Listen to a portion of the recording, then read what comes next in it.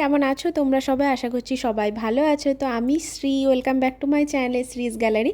তো আজকে একটা নতুন ব্লগ নিয়ে চলে এসেছি তোমাদের কাছে। আশা করছি আজকের ব্লগটা দেখতে তোমাদের ভালো লাগবে। আর তোমরা তো থাম্বনেল দেখেই বুঝতে পেরে গেছো যে আমরা যাচ্ছি আমাদের হোম টাউন। আমি যাচ্ছি বিষ্ণুপুর, তো আমার হোম টাউন এটা। তো আজকে হচ্ছে প্রচণ্ড কুয়াশা, সকাল থেকে 6টার সময় আমরা বেরিয়েছি। আর একটু আগে বেরোবার প্ল্যান ছিল কিন্তু বেরোতে পারিনি প্রচণ্ড কুয়াশার জন্য। তো যাই হোক, 9 ঘন্টা ধরে আমাদের জার্নি করতে হবে, ড্রাইভ করতে হবে সৌরভকে 9 ঘন্টা ধরে। আমরা তো বেরিয়ে পড়েছি, আশা করছি সেফলি আমরা পৌঁছে যাব। আর তোমাদের সাথে আরও একটা সুন্দর জিনিস শেয়ার করি, সেটা হচ্ছে গতকাল রাত্রে আমাদের অ্যাপার্টমেন্টে দোলা ঠাকুর এসেছিলেন। দেখতেই পাচ্ছ দোলাই করে নিয়ে আসা হচ্ছে, এই জন্য এনার নাম হচ্ছে দোলা ঠাকুর। তো এখানে কি সুন্দর রঙ্গোলি দেওয়া হয়েছে। আর দোলার মধ্যে হচ্ছেন কৃষ্ণ গোপাল। তো এখানে সবাই পুজোর থালা নিয়ে এসেছিলো, পুজোর সরঞ্জাম নিয়ে এসেছিলো। আমি প্রথমে এত কিছু জানতাম না, তো তারপরে দেখে আমিও নিয়ে এলাম, মোমবাতি নিয়ে এলাম, আবির নিয়ে এলাম। এখানে হচ্ছে আগে গোপালকে আবির দেয়া হবে, তারপরে সবাই নিজেদের মধ্যে আবির খেলেছিল। তো বেশ ভালো লাগলো ব্যাপারটা দেখে, আমি প্রথমবার দেখলাম। তো তোমরাও দেখে নাও।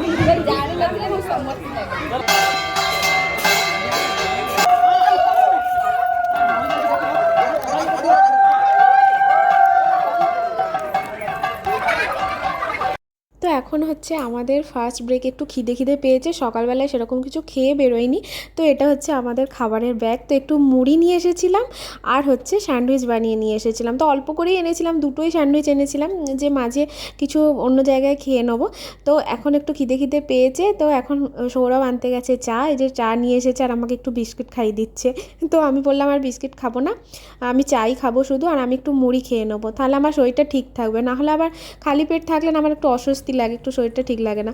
তো একটা স্যান্ডউইচ সৌরভ খেলো, একটা আমি খেলাম, আর তারপরে আমি একটু বাদাম মুড়ি এনেছি, সেটাও খেয়ে নেবো, তাহলে একটু ঠিক থাকবে। তারপরে আবার জার্নি স্টার্ট করা হবে।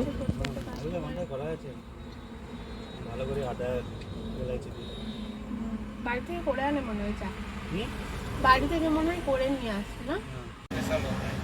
তো একটু টুকুটাকু খাওয়া দাওয়া করে আমরা আবার জার্নি স্টার্ট করলাম। আর এখানে দেখো কি ভালো লাগছে, সবুজ মাঠের ওপর ওইখান দিয়ে একটা ট্রেন যাচ্ছে, দারুণ লাগছিল দেখতে। তো এরকম করতে করতে 12টা বেজে গেছে আর আমাদের আবার খিদে পেয়ে গেছে। মানে আমরা ওই টিফিনটা করেছিলাম প্রায় 8:30 9টা নাগাদ, কারণ 6টার সময় বেরিয়েছিলাম।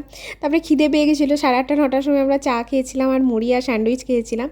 তারপরে আমাদের আবার খিদে পেয়ে গেছে। সৌরভ বলছে যে একটু ভাত খেয়ে নিই, কেননা ভাত এই সময় অন্য কিছু খেলে ঠিকও হবে না, শরীরও খারাপ লাগবে, তার চেয়ে ভাত খেয়ে নেওয়াই ভালো। তো আমরা একটাই রাইস নিয়েছিলাম যে দুজনে মিলে খেয়ে নেবো। আর ওদিকে কিন্তু মাও আমাদের জন্য লাঞ্চ বানিয়ে রেখেছে, তাই মা জামাইয়ের জন্য এত কিছু বানিয়ে রেখেছে। এরপরে যদি যে না খায় তাহলে তো অবস্থা মানে কি হবে। তো ওই জন্যই আমরা একটুখানি খাবার নিয়েছিলাম, কিন্তু একটুখানি নয়, খাবারটা অনেকটাই ছিল, মানে আমাদের দুজনেরই না পেট ভরে গিয়েছিল।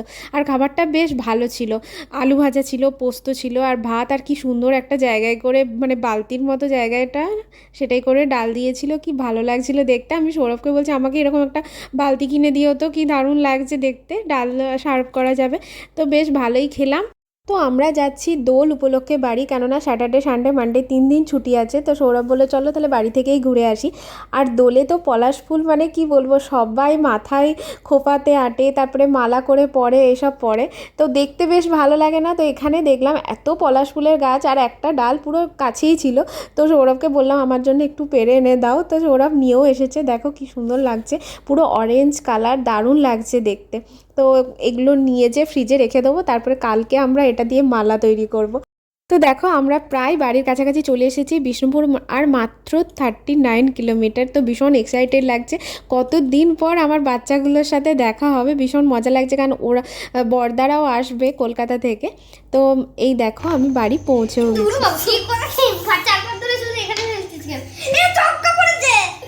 দেখো এরা দুজনে টিম হয়েছে আর আমাকে একা খেলতে হচ্ছে, মানে সত্যি দুজনে আবার দুবার করে দাঁড়ানো নিচ্ছে। বাবারে কত কি পড়লো রে, দুজনে মানে দুজনে মিলে এলো আমাকে রে। নামগুলো বলতো দাদা। ত্রিশান, ত্রিশান, ত্রিশান নাম্বার, ত্রিশান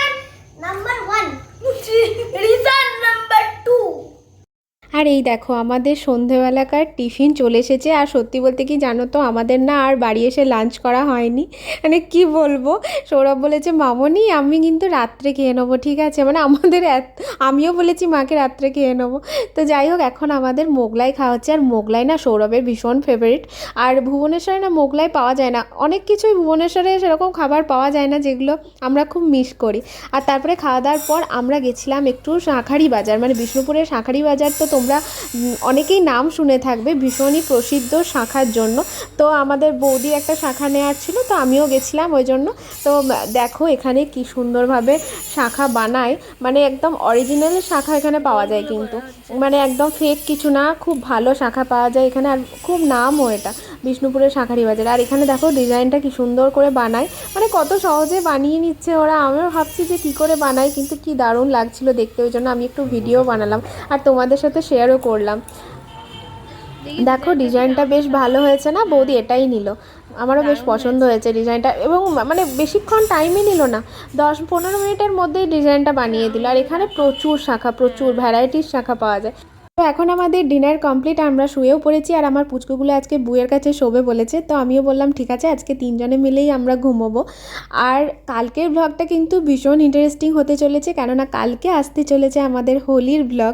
আর এখানে কিন্তু দোল খেলা হয় একদম শান্তিনিকেতন স্টাইলে, পোড়ামাটির হাট আমরা যাব, তো তোমরা অবশ্যই দেখো। আজকের মতো এখানে টাটা।